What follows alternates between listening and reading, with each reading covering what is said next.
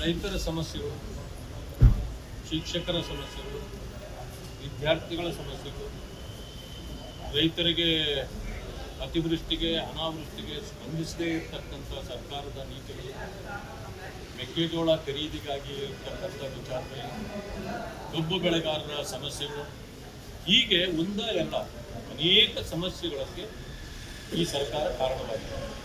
ಇವೆಲ್ಲವನ್ನೂ ತೆಗೆದುಕೊಂಡು ನಮ್ಮ ಹೋರಾಟವನ್ನು ಮುಂದುವರಿಸಬೇಕಾಗುತ್ತೆ. ಅದನ್ನು ಎಲ್ಲಿದ್ದರೂ ಕೂಡ ಮಾಡ್ತೀವಿ. ನಮಗೆ ವಿಶೇಷ ಆದ್ಯತೆ ಇರ್ತಕ್ಕಂಥ ಬೆಂಗಳೂರು ಸಮಸ್ಯೆ ಅಲ್ಲ, ಮೈಸೂರು ಸಮಸ್ಯೆ ಅಲ್ಲ. ಆ ಸಮಸ್ಯೆಗಳನ್ನು ನಾವು ಬೆಂಗಳೂರಿನಲ್ಲಿ ಮಾಡಬೇಕು. ಇಲ್ಲಿ ಮಾಡತಕ್ಕಂಥದ್ದು ಏನಂದರೆ ಕಲ್ಯಾಣ ಕರ್ನಾಟಕ ಇರ್ಬೋದು ಅಥವಾ ಕಿತ್ತೂರು ಕರ್ನಾಟಕ, ಉತ್ತರ ಭಾಗದ ಸಮಸ್ಯೆಗಳನ್ನು ಸಂಪೂರ್ಣವಾಗಿ ನಿರ್ಲಕ್ಷಿಸಿದ್ದಾರೆ ಈ ಸರ್ಕಾರ. ಆ ಕಾರಣದಿಂದ ನಮ್ಮ ಪ್ರಥಮ ಆದ್ಯತೆ ಉತ್ತರ ಕರ್ನಾಟಕಕ್ಕೆ ಕೊಡಬೇಕು. ಈ ಯಾಕೆ ನಾವು ಈ ಸದನವನ್ನು ಇಲ್ಲಿ ಕರೀತೇವೆ ಬೆಳಗಾವಿನಲ್ಲಿ, ಈ ಭಾಗದ ಸಮಸ್ಯೆಗಳನ್ನು ಚರ್ಚೆ ಮಾಡಬೇಕು, ಅದಕ್ಕೆ ಪರಿಹಾರ ನೀಡಬೇಕು ಅಂತ. ಆದರೆ ಇವತ್ತು ಅಲ್ಲಿಂದ ಒತ್ಕೊಂಡು ಬಂದಿರತಕ್ಕಂಥದ್ದು ಕ್ಯಾಬಿನೆಟ್ ಅಲ್ಲಿ ಇಟ್ಟು ಪ್ರಸ್ತಾವನೆಗಳನ್ನು ಇಲ್ಲಿ ತಂದಿರತಕ್ಕಂಥದ್ದು ನೋಡಿದರೆ ಎಲ್ಲ ಬೆಂಗಳೂರು ಸಮಸ್ಯೆ ಅಥವಾ ಆ ಭಾಗದ ಸಮಸ್ಯೆಯನ್ನು ಇಲ್ಲಿ ಒತ್ತು ತಂದಿದ್ದಾರೆ. ನಮಗೆ ಇಲ್ಲಿ ಆ ಚರ್ಚೆಗಳು ಬೇಕಾಗಿಲ್ಲ ಅನ್ನೋದು ನನ್ನದು. ಅದಕ್ಕೆ ನಾನು ನನ್ನ ಸಭಾಪತಿಯವರಿಗೂ ಕೂಡ ನಾನು ಪತ್ರ ಬರೆದಿದ್ದೇನೆ. ಯಾವುದೇ ಕಾರಣಕ್ಕೆ ಉತ್ತರ ಕರ್ನಾಟಕದ ಸಮಸ್ಯೆಗಳಲ್ಲದೆ ಬೇರೆಯನ್ನು ಚರ್ಚೆ ಮಾಡಬಾರ್ದು, ಸಮಸ್ಯೆಗಳಿಗೆ ಪರಿಹಾರ ಕೊಡಬೇಕು. ಅನುದಾನ ಕೊಡಲಿಕ್ಕೆ ಇವರ ಹತ್ರ ಹಣನೇ ಇಲ್ಲ, ಖಜಾನೆ ಖಾಲಿ ಮಾಡಿದ್ದಾರೆ.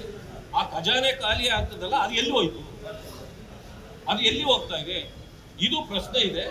ಆದ್ರಿಂದಾಗಿ ನೋಡೋಣ ಇವತ್ತು ಏನು ಹೇಳ್ತಾರಂತ.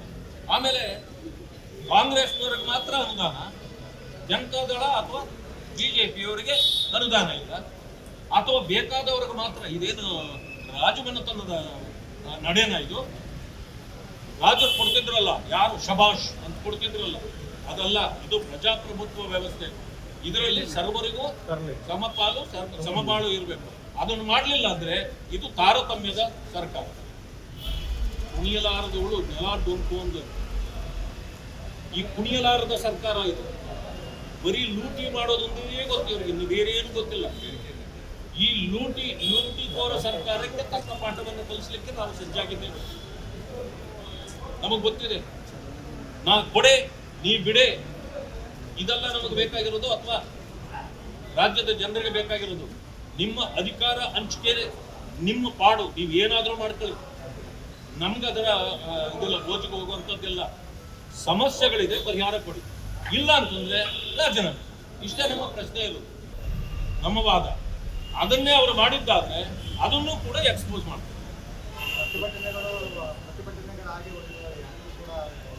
ಇವತ್ತು ಎಷ್ಟು ಸಂಘಟನೆಗಳು ಪ್ರತಿಭಟನೆಗಳಿದೆ ಅಂತ ಗೊತ್ತಾ? 88 ಅಂತ ಹೇಳಿದ್ದಾರೆ. ಯಾಕೆ ಅಷ್ಟು ಸಂಘಟನೆಗಳು ಬಂದಿವೆ ಅಂತಂದ್ರೆ ಈ ಸರ್ಕಾರ ಅಷ್ಟು ಸಮಸ್ಯೆಗಳನ್ನು ಉದ್ಭವ ಮಾಡಿದೆ ಅಂತ ಅರ್ಥ. ಅದರಿಂದಾಗಿ ಈ ಸರ್ಕಾರಕ್ಕೆ ಚಾಟಿ ಬೀಸತಕ್ಕಂಥ ಕೆಲಸವನ್ನು ಹೊರಗಡೆಯಿಂದ ಸಂಘಟನೆಗಳು, ಒಳಗಡೆಯಿಂದ ವಿರೋಧ ಪಕ್ಷಗಳು ಮಾಡ್ತವೆ. ಧನ್ಯವಾದ.